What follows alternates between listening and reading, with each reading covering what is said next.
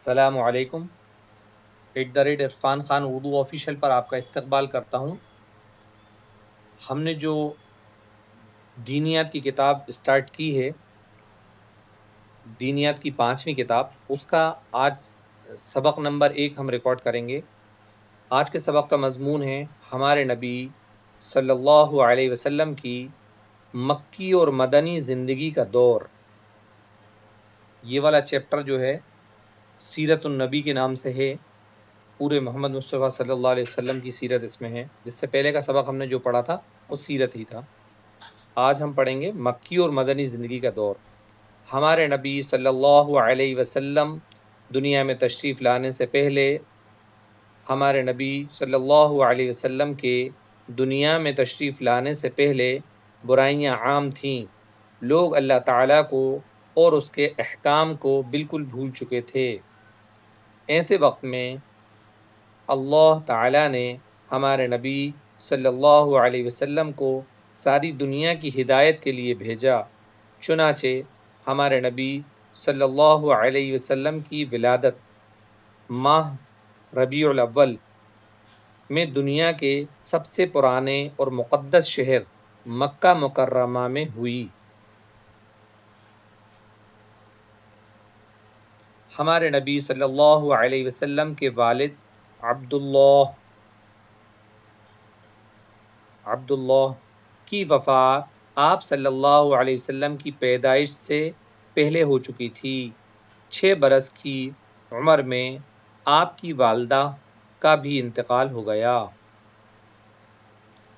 پھر آپ اپنے دادا عبد المطلب کے پاس رہے۔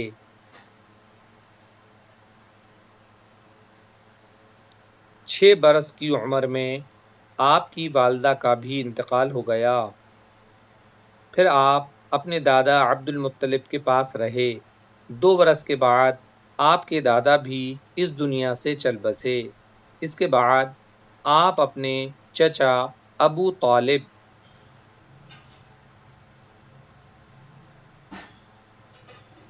کے پاس رہے۔ آپ صلی اللہ علیہ وسلم بچپن ہی سے بہت نیک تھے۔ عرب میں آپ کی سچائی اور امانت داری بہت مشہور تھی۔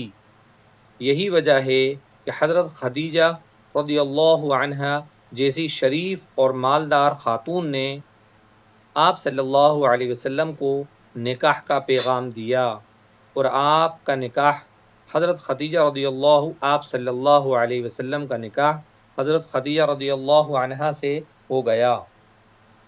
اس وقت آپ صلی اللہ علیہ وسلم کی اس وقت صلی اللہ علیہ وسلم کی عمر 25 سال اور حضرت خدیجہ رضی اللہ عنہا کی عمر 40 سال تھی۔ پھر جب آپ صلی اللہ علیہ وسلم کی عمر مبارک 40 سال کی ہوئی تو اللہ تعالیٰ نے آپ صلی اللہ علیہ وسلم کو غار حرا میں نبوت سے سرفراز فرمایا۔ حضرت جبرائیل علیہ السلام نے سورہ اقرا کی پہلی 5 آیتیں آپ صلی اللہ علیہ وسلم کو پڑھ کر سنائیں، اور یہیں سے نزول قرآن کا سلسلہ شروع ہوا۔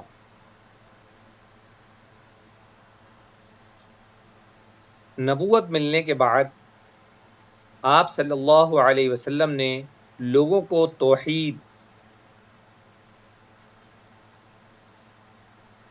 توحید و رسالت کی دعوت دینی شروع کی۔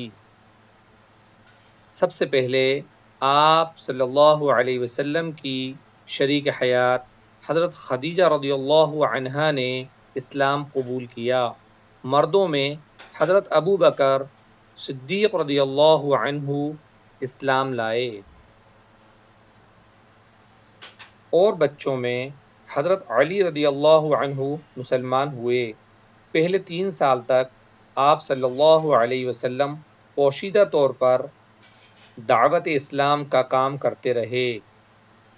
اس عرصے میں تقریباً 40 لوگوں نے اسلام قبول کیا۔ اس کے بعد اللہ تعالیٰ کی طرف سے کھلم کھلا دعوت اسلام کا حکم ملا، تو ہمارے نبی صلی اللہ علیہ وسلم نے مکہ مکرمہ سے قریب صفا پہاڑی پر چڑھ کر قریش کے تمام قبیلوں کو آواز دی اور سب کو جمع کر کے اللہ کا پیغام ان تک پہنچا دیا۔ اس پر کفار سخت برہم ہوئے اور آپ صلی اللہ علیہ وسلم کو اور آپ صلی اللہ علیہ وسلم کے صحابہ کو طرح طرح کی تکلیفیں پہنچانا شروع کیں۔ جب کفار کی طرف سے تکلیفیں پہنچانے کا سلسلہ حد سے زیادہ بڑھ گیا تو ہمارے نبی صلی اللہ علیہ وسلم نے اپنے صحابہ کو حبشہ کی طرف ہجرت کرنے کا حکم دیا۔ چنانچہ چند مسلمان مردوں اور عورتوں نے حبشہ کی طرف ہجرت کی۔ وہاں کا بادشاہ نجاشی بہت نیک دل تھا۔ ادھر مکہ مکرمہ میں دھیرے دھیرے اسلام برابر پھیل رہا تھا۔ روزانہ کوئی نہ کوئی اسلام قبول کرتا۔ دشمنوں کو بہت فکر ہوئی اور انہوں نے نبی کریم صلی اللہ علیہ وسلم اور آپ صلی اللہ علیہ وسلم پر ایمان لانے والے صحابہ کرام رضی اللہ عنہ کا بائیکاٹ کیا۔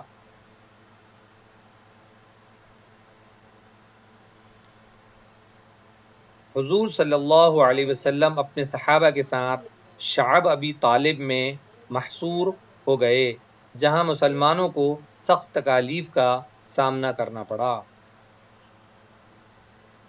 گھاٹی سے نجات پانے کے بعد نبوت کے 10ویں سال آپ صلی اللہ علیہ وسلم کے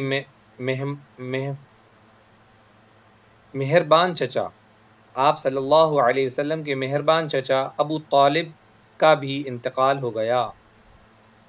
ابھی چچا کا غم تازہ ہی تھا کہ آپ کی وفادار و جانثار بیوی حضرت خدیجہ رضی اللہ عنہا کی بھی وفات ہو گئی، جس کی وجہ سے ہمارے نبی صلی اللہ علیہ وسلم کو سخت صدمہ پہنچا۔ یہی وجہ ہے کہ اس سال کو آپ صلی اللہ علیہ وسلم نے غم کا سال قرار دیا۔ اب مشرکین مکہ نے ہمارے نبی صلی اللہ علیہ وسلم کو سخت تکلیفیں پہنچانا شروع کر دیا۔ مکہ والوں کی یہ حالت دیکھ کر آپ صلی اللہ علیہ وسلم نے طائف کے سفر کا ارادہ فرمایا۔ وہاں پہنچ کر آپ صلی اللہ علیہ وسلم نے طائف کے رئیسوں اور سرداروں کو دین حق کی دعوت دی اور اللہ کا پیغام پہنچایا، مگر افسوس کہ ان میں سے ایک نے بھی دعوت حق کو قبول نہیں کیا، بلکہ آپ صلی اللہ علیہ وسلم کو سخت اذیتیں اور تکلیفیں پہنچائیں۔ آپ صلی اللہ علیہ وسلم مکہ مکرمہ